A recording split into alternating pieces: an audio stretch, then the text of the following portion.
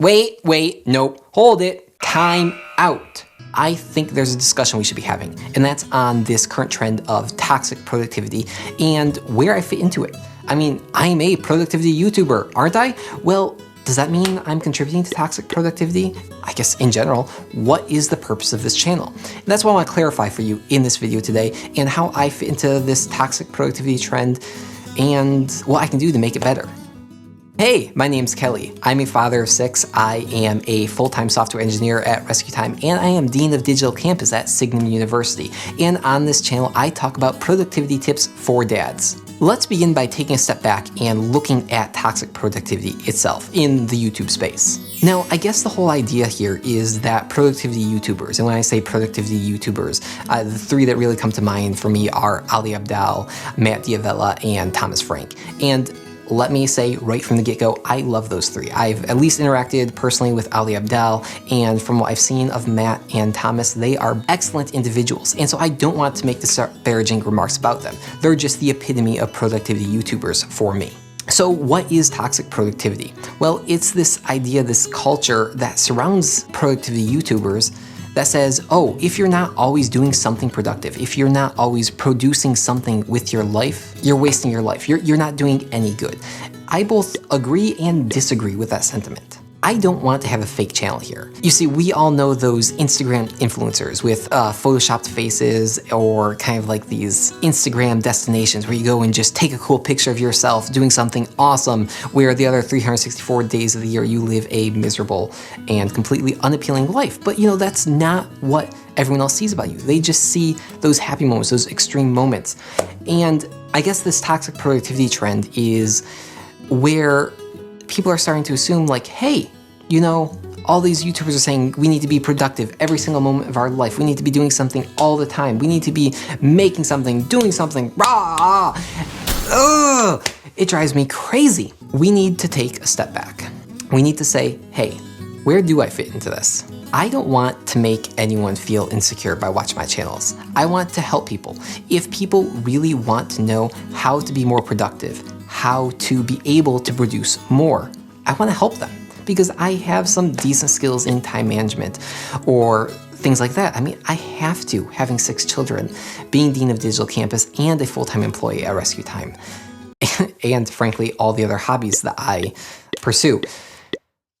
The thing is, I don't know how I can do that and make it clear to people that I'm not saying you have to work around the clock, because I don't want you to work around the clock. What I want you to do is work at your fullest capacity when you should be working, and live life outside of work at your fullest capacity when you should be living life. And even that's a bit of misnomer, because you live life at work. It is your life. It's not this work-life balance. It's this mesh of everything coming together, and it is your whole.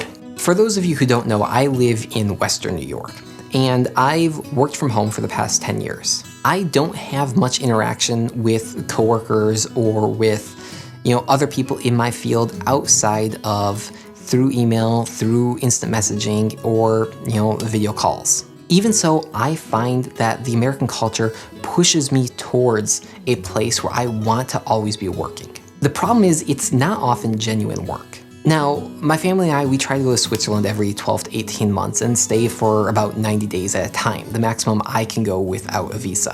One of the biggest lessons that I learned while in Switzerland in one of our early trips was that the American work culture is broken. It is completely broken.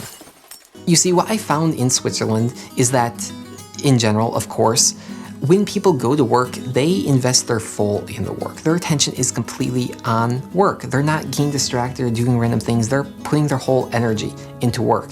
And when the noon hour strikes and it's time to go get lunch or it's time to leave for the day, they leave. And they leave work completely behind. I ran into a number of occasions where I just wanted to keep on working and doing something, and people are kicking me out of the office saying, hey, no, it's time to take a break. Stop working. Why don't you go and get lunch right now? And it just kind of hit me that that's how things should be, but aren't in America. Instead of having this, intense focus session at work, and then this time apart from it outside of work, it seems that Americans have just split into one of two opposite extremes, as we tend to do in most things. People seem to be either workaholics or I'm sorry, just plain lazy. And there doesn't seem to be a proper melding of the two, where you can work hard and then stop working from the day when the day's done. Instead, we get people who work 12 hours a day, but work 12 hours a day because they're just slouched over at the computer, not really getting anything done. And it drives me crazy. It's just a waste of life, and it's so undisciplined.